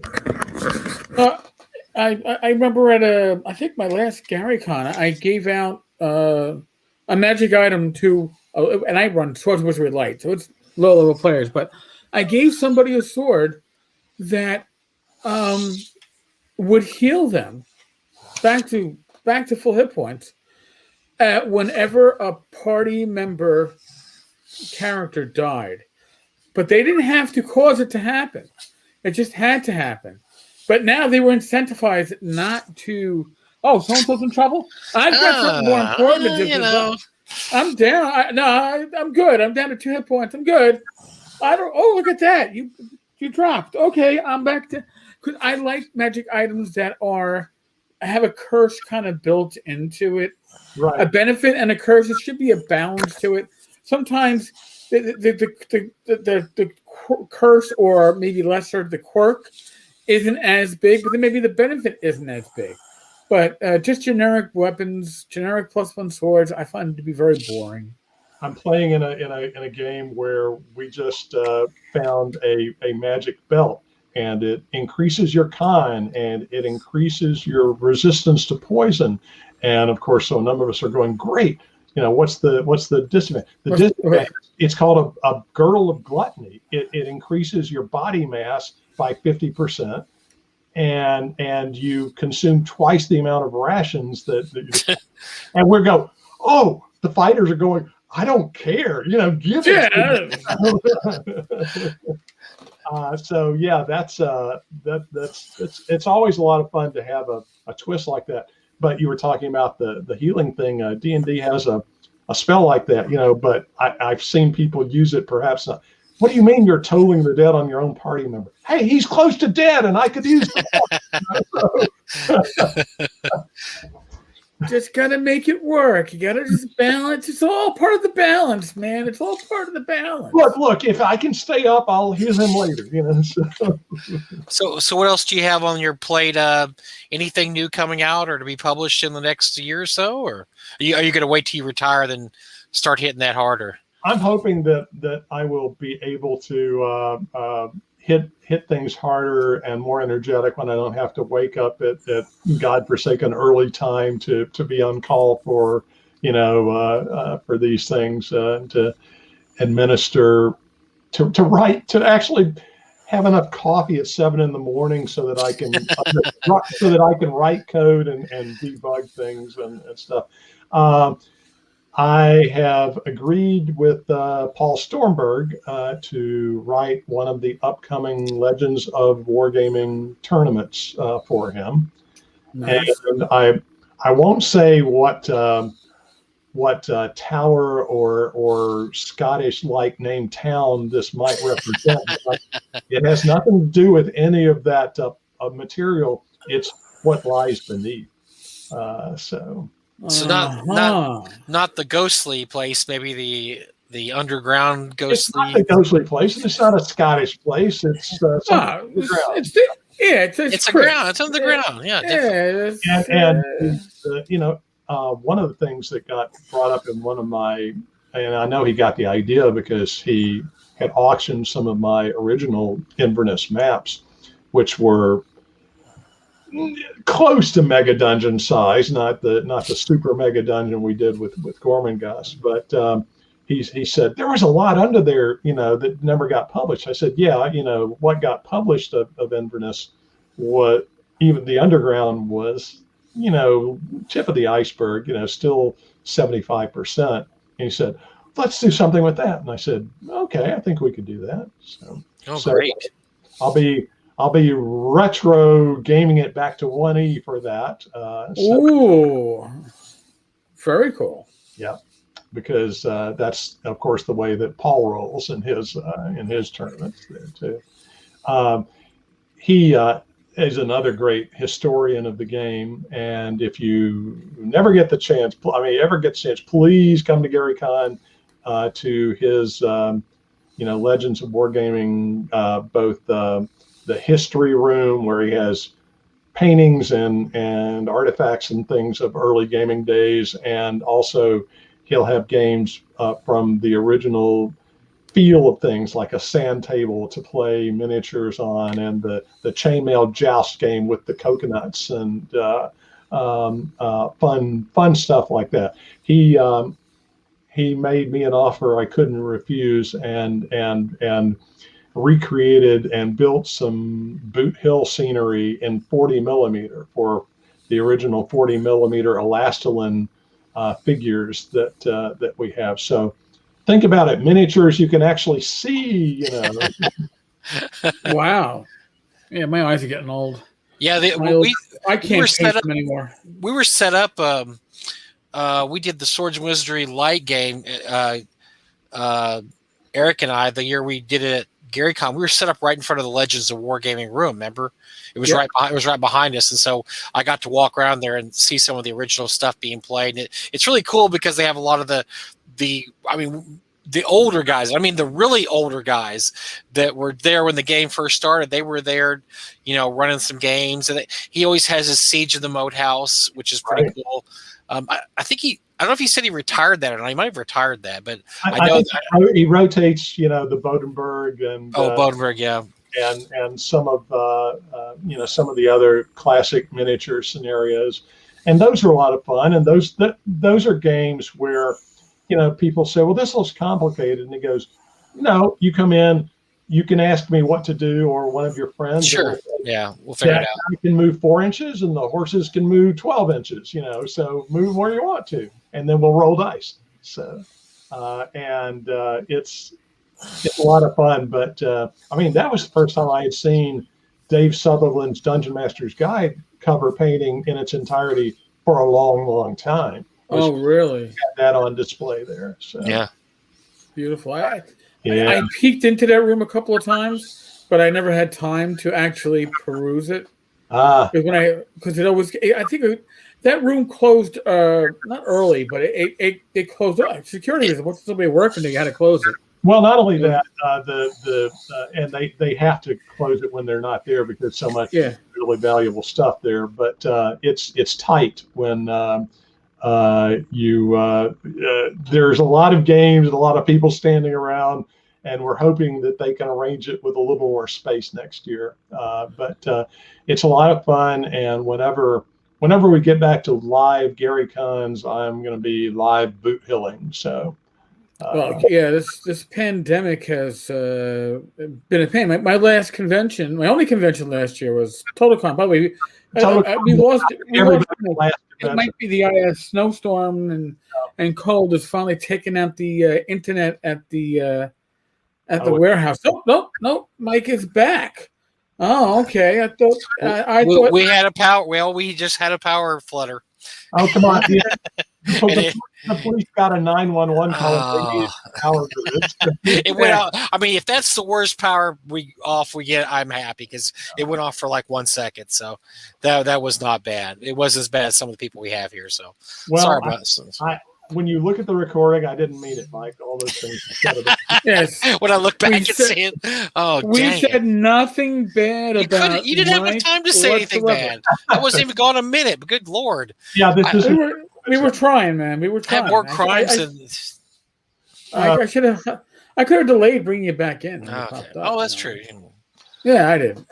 Yeah, we were being nice. Well, being nice. Did we have any news we need to get to tonight, or do you just want to continue talking to Allen about our good old days and this and that, or do you want to talk about anything that happens recently, or? No, I mean, listen. Any of the news that we can touch on, I'll mention it and figure you'll hear about it next week. The One Ring Kickstarter second edition broke $1 million already. Holy crap! And I recently found out that Fantasy Grounds has AD&D 2E rule set and the 2E core books available for sale, licensed from Wizards of the Coast. Well, so you can actually, yes, but we'll talk about that when we don't have an exciting special guest. That's a teaser for next week. And real quick, Chris Clark, who's another guest at TotalCon, just started his Kickstarter, Inner City. I had it up on my computer. My computer went off. In Inner City Redo, which is a 70s cop drama RPG that he wrote about 40 years ago, and he's running a brand new version. And so check out Inner City Redo on Kickstarter, and I gave it $20. I think Eric dropped 20 on it too. So 24. I got the PDF. Oh, too, you fancy. I need the PDF because now that I have my 24 screen right next to my desk, now I can read my PDFs while I sit at my desk, and I can multitask, or at least I can do shit or something like that. Nice. We're potty mouth, Allen. I'm sorry, man. I usually drop the F-bomb, but I'm trying to be polite. I was on that DD Zach show, so listen. Oh, jeez. Okay. We're sorry about that. We're sorry, Allen. You had to wait a second. We're going to be on. We're going to be on Monday, but no, yeah, that's terrible. That's an awful show. I told Those Cedar we're gonna be on there so they can see how two professionals conduct themselves. And, I wouldn't know where that is. And roll a D4 for who the professionals are. Yeah. Eliminate by the process of elimination. Who's the professional? I took a step back. I'm not volunteering to be a professional. That has weight and implications to it. Yeah, it's like. Well, as professional as we could be. I mean, yeah. All right. So I'm gonna say one last plug for TotalCon coming up this weekend. My games are Friday night and Saturday afternoon, and I'm pretty sure at least the Saturday one still has some seats available. So if you go to Tabletop Events and look up TotalCon 35. I don't know why Tabletop Events does it, but if you're not careful, you can end up in past years' conventions. Oh, no, don't do that. No. Not find, anyway, 35 is the current one. And if you can't find, my keyword is my name, Hammack, Hammack. And if you can't find me, browse around. There's a ton of great games going on. So support the convention. We need to support all the cons we can. They're wonderful people. All of us love going to cons. As we said before, it's an enormous amount of work, so let's give them some love. So, yeah, and it's funny because the one thing I'm not going to miss about TotalCon, it has nothing to do with TotalCon, is when they have that what is it on Saturday afternoon, the room with the really cheap games that you have to get into the raffle to get an early ticket, because 2 years ago, Bill Webb and goddamn it Zach got tickets 1 and 3 were the first ones in. Both of them came out with boxes of shite, and then went, "Oh, Eric, you drove." I was like,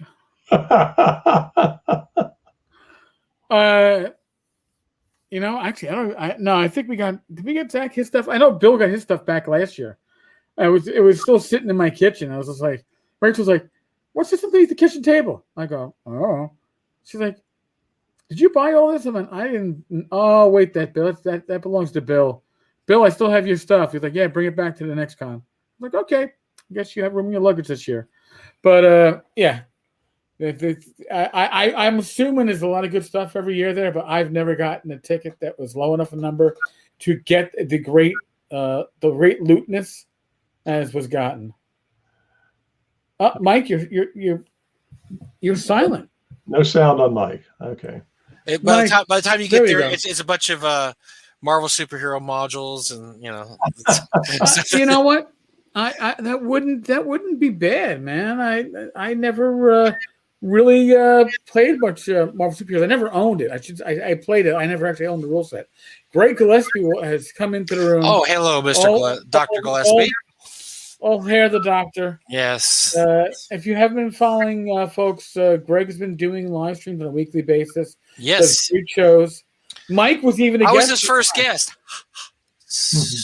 Yes. Thaddeus Moore was a guest, I believe, last week. So, yes, good stuff. Great talk about old school gaming. So you know how Eric and I, we just sit here and we spitball and we hex crawl. Greg's an actual professional, and he is a professor of role-playing games, so he actually has a plan going in. So if you want a little more structured talk show, which covers some really interesting territory, check out Greg's. Not on the nights that we broadcast. In that case, check us out first, then watch his later. That's what you need. Watch him on the replay. Yeah. See, Greg would be AD&D 1E, and we're kind of like the wood grain box. Yeah, we're the OTT. And we outdoor survival. We're outdoor survival because we're this hex crawl, right? I mean, we're outdoor survival. Yeah. Well, that's the setting that we're using, and then maybe we have Greyhawk, but we really haven't read through it yet, so we haven't figured out all the broken rules. So we're still trying to figure. Well, that got me to thinking about a question here, Alan. So I happened to mention outdoor survival.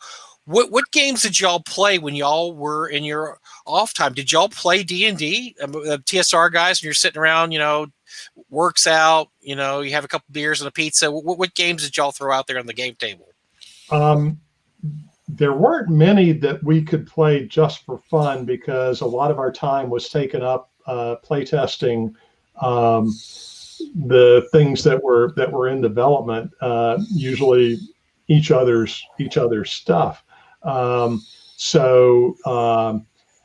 But one of the things that we did do when the Star Trek role-playing game came out, it may have been FASA's. FASA, yeah. Tracy Hickman started a campaign, and a number of us went over to play, at least in the initial one. And I got the coveted role of Mr. Spock. And Tracy had an interesting, because he's a great writer. He had an interesting initial segment where the guy playing Kirk was coming to the Enterprise on a shuttlecraft, presumably with some mission that was too important to talk about over the communicators, and so Spock is in charge, and Tracy tells the person playing the navigator that they've got a ping. They have a shuttlecraft, Federation shuttlecraft hailing and approaching, and the navigator says, "Shall I answer, Commander?" And I say, before he can say anything, I say, "It's a Klingon trick. I've seen this before. Lock phasers on that shuttle." And I saw Tracy's eyes get so big because he could see his carefully playing campaign on the very first few minutes of the first night. Or thinking you're going to go down the toilet. I suppose it would be logical to let him aboard or to talk to him. And I played this from then on out. As far as war games, we did play Search for the Nile among the design. Great game back then. Yeah, that's a game that somebody needs to redo. That was actually a really fun game. Winner had we had to have games that you could play turn-wise or whenever, and also games that didn't involve you being there for other players' turns, because so Steve would have the map on the wall, and if we got a free couple of minutes, we could wander by his cubicle and look at the map and see if it was our turn. And if it was, we'd roll the dice and move our piece and discover another piece of this river, or die in a cataract or whatever, and restart. And so you could see, it was fun to see the game progressing on other parts of the continent where you had to act like you had no idea what was going on, to play ignorant, fog of war type. So for those that don't know, basically you had this huge map of Africa that's blank, and your different characters, you're like either a doctor or a geologist or explorer. I can't remember all the classes, right. but you would have different. So you're exploring Africa, and you go hex by hex, and then you roll on this random chart that just all kinds of things can happen to you. If I remember correctly, you died of disease a lot. Disease, which was true. I mean, disease really got a lot of people. Hippopotamus charges. Yeah, hippopotamus, because hippopotamus is the deadliest land mammal. And when we were first playing the game, we went, "This is ridiculous." And then later on, we look it up and see how it was. It was. Over 500 people a year die from hippopotamus attacks. So anyway, you would, and so as you cleared out hexes, you would explore what's on the hexes, and you try to find things like doctors would try to find special medicinal herbs. I can't remember. Explorers would try to find like waterfalls. I mean, it was really interesting. Like you said, you could play it solo. Really, you could almost pretty much play it solo. And I had some friends, and we played a summer-long game of it while we weren't doing D&D stuff. And like you said, Alan, you could do parts for the time. Now, I was probably about 16. We played it, so I probably didn't follow the rules exactly. I mean, it was like most Avalon Hill games. It was a little tough. There was some tough spots, but that was a really fun game. Search of the Nile. That would have worked really good as an episodic game, like you said. Right, and it's one of those things that we could play when you have a spare couple of minutes and you didn't have to have 10 people together around the board at the same 10 minutes. I'm getting a very loaded question from Dandelion Games. Yes. Who do I remember being the best DM of the old school? Uh-oh, here you go. We're putting you on the spot. Okay, well, there was one guy named Gary that was pretty good. Nah, that guy. A hack. And beyond that, I'd like to keep my friendships.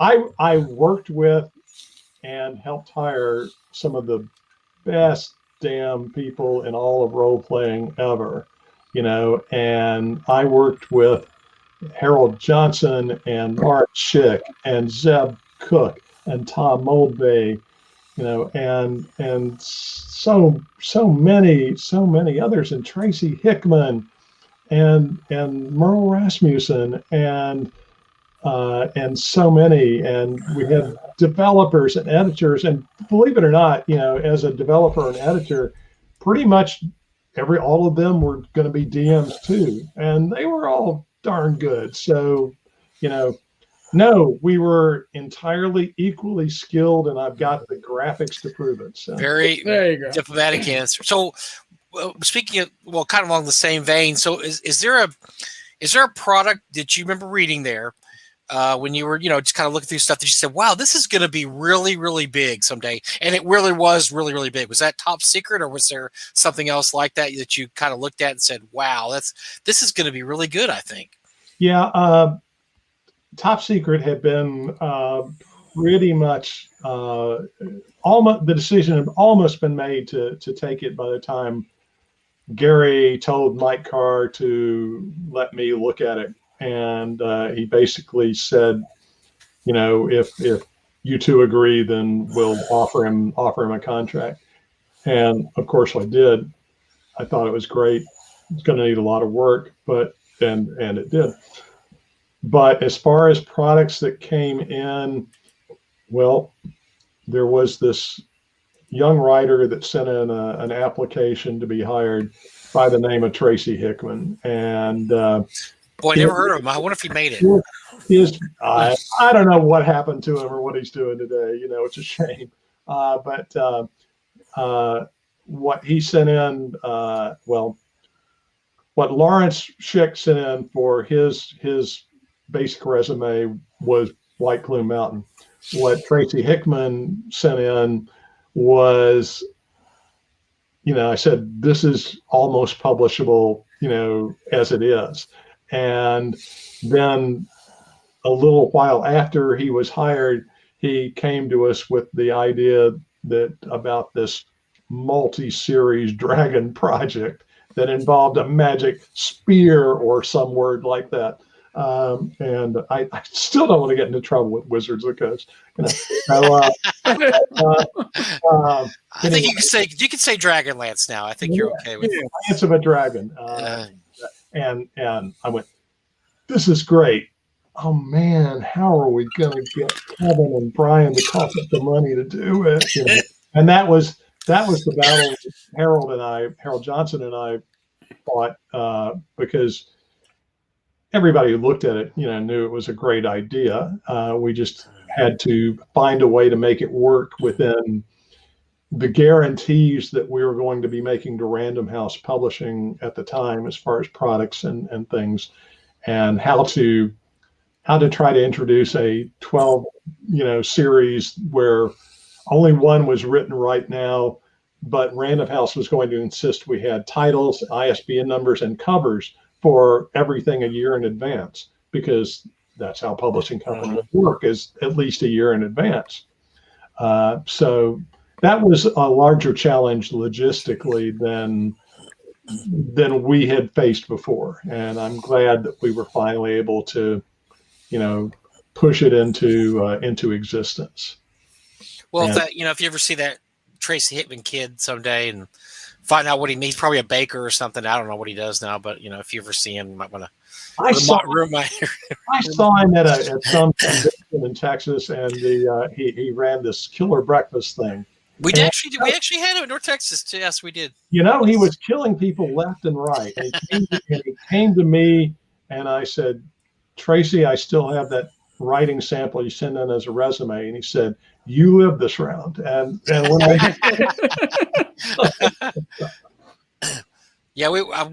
we've actually, so that's what nice people Trace Hickman and Margaret Weiss are, is that our little convention of 500 people, Doug contacted one year and said, is there any way you could come out to our convention? And they said, well, we have an appearance fee. We really just can't appear at a lot of conventions, but we'll tell you what, we've heard so many good things about your convention.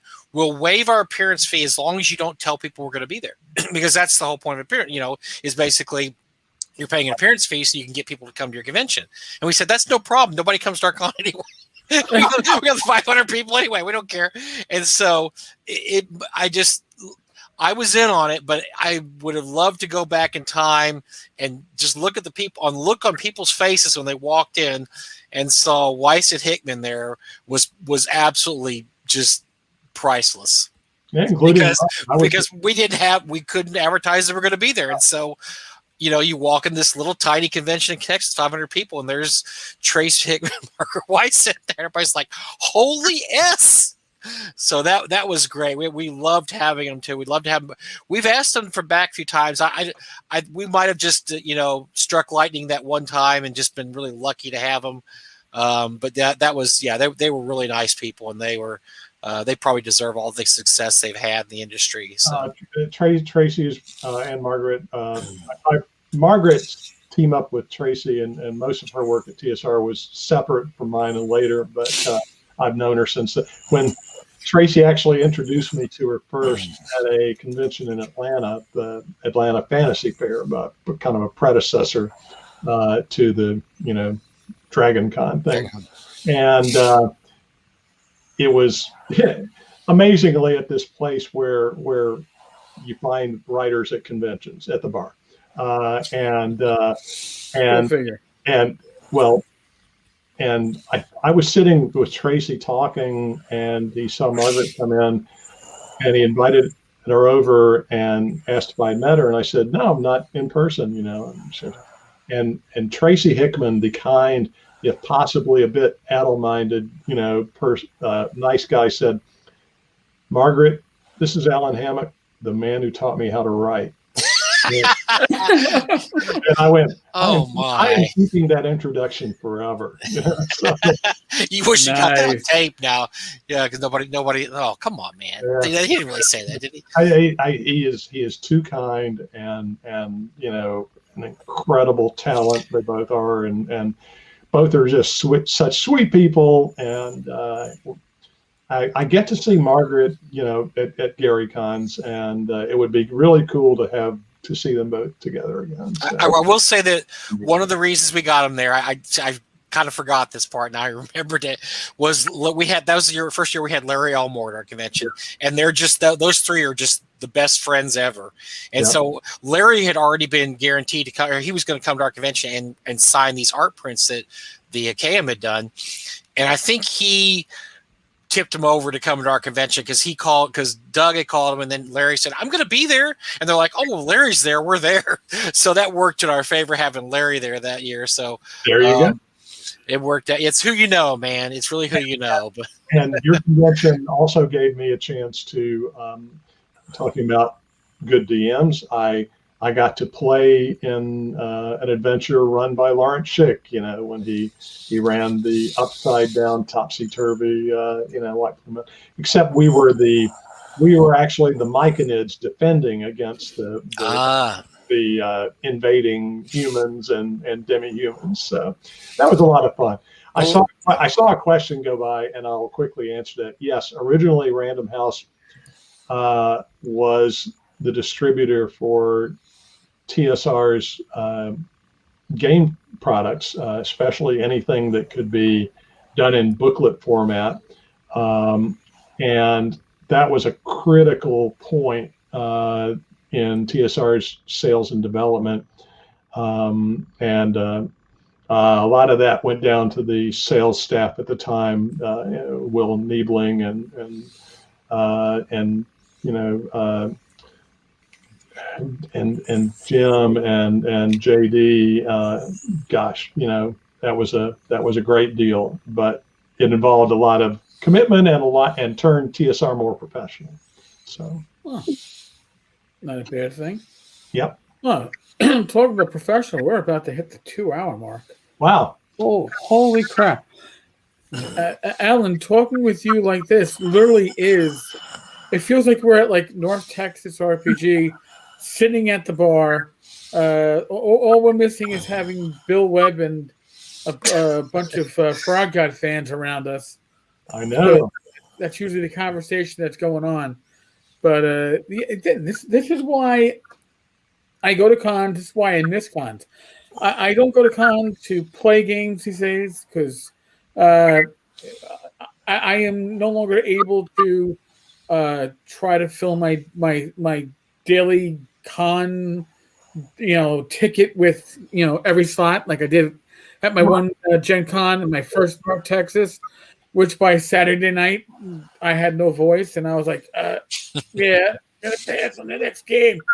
But I like Mike and I, we work the game booths at these cons, and we work them because we enjoy interacting with the community, but also we get to see people like Allen and others from the TSR era and later that we're not going to see otherwise. And that's why having you on this week was very important to Mike and I, and I'm sure a lot of our viewers and listeners, because they get to hear stories about an era that is 40 plus years ago, and you're not going to hear it unless you hear it from the mouth of somebody who was there. Yeah, and unfortunately, when you're playing a game online, you don't necessarily have an hour or so just to kind of shoot the breeze while you're before or after running the game. I played some online games. It's kind of like after the game's over, everybody's like, "Well, okay, see you later," and they all take off, and it's And when we're doing online conventions, everybody's got the next thing that they need to go to, right, and stuff like that. But your experience, Eric, was similar. All of us that have worked booths before know that everybody who's done that, everybody who's in the industry, will always come by all the dealers, and you will see everybody there. Yep. So yeah. There's just something very special about that, and it again the world of COVID. It's the elephant in the room. 2020 sucked on many levels, but the icing on the suckage cake was lack of physical conventions, right, and the ability to go out and meet people and do that little bro shoulder slap or the handshake or the elbow bump. I assume going forward it's going to be a lot of elbow bumps because virus COVID, but well, I tell you what, so I'll take the hug. So if we get a shot, if we all get our shots before North Texas, I'm going to make out with both of you guys. So that's you know what? You're gonna have to get past Rachel, and one of two things. I'll make out with Rachel then. I don't care. No. Either Rachel will kick your ass, or Mike. Hold on a second, Mike. Hold on a second. Let me get my phone so I can put this up on YouTube. Oh boy. So whatever. I'm already got pictures of me on YouTube as the devil. That nothing could be worse than that. So I'm not too worried. There's still video out there that is worse than that. Ooh, okay. Anyway, well, there is video. Yes, you're right. And we'll probably talk about it Monday. Yes. Anyway, I'm very pleased by the invitation to North Texas. Looking forward to seeing you guys there, and I'll see as many of y'all that want to drop into the TotalCon this weekend as you can. There will be a Discord general meeting room kind of thing going on, so you might get a chance to talk to some of the guests that way as well. Well, thanks for being on, Alan. We really appreciate you coming on and talking to us. I want to go to a con right now. I'm just all I'm jazzed up. And TotalCon is the con I can drive to, which makes it extremely special. Except when people are loading my trunk up with goodies that I couldn't buy myself. But hey, Mike and I are going to be back the next 3 nights at the very least. But we're going to be back Thursday, Friday, Saturday at 8 p.m. with guests to support TotalCon. Announcements will be made in the TotalCon Facebook group, amongst elsewhere. We do have Zach Glazer and Jim Wampler, I believe. So it looks like Zach's going to be Saturday and Jim's going to be tomorrow, from what I'm seeing. All right. And I can't say that we won't have Skeeter. I'm not saying we're going to have Skeeter, but if you have Zach, it's quite likely that Skeeter's going to want to be a fly on the wall. No, we don't want. No Skeeter. Nah. But we get to see him Monday. We get to see him Monday. Yeah, you never know. He may pop in. He might pop in, and we might have some of those people pop in too. You never know. We're open, wide open. Listen, send Mike and I a PM if you would like to make an appearance. We'll just get you an invite as we're going. There's always room for more people in the chat, and there's always more people on screen. We're happy to have you. Let's see. Oh yeah, COVID. Use your common sense. You went through a fireball into a 10-by-10 room and kill your party outside the room in the hallway because common sense would have prevented you from doing it, right? Just use your common sense. We're not medical professionals. We don't make any claim to be. But common sense is the best way you can protect yourself and the people you care about. Be safe, be well, God bless. Roll those dice. And Mike and I will be back. Again, huge thanks to Allen.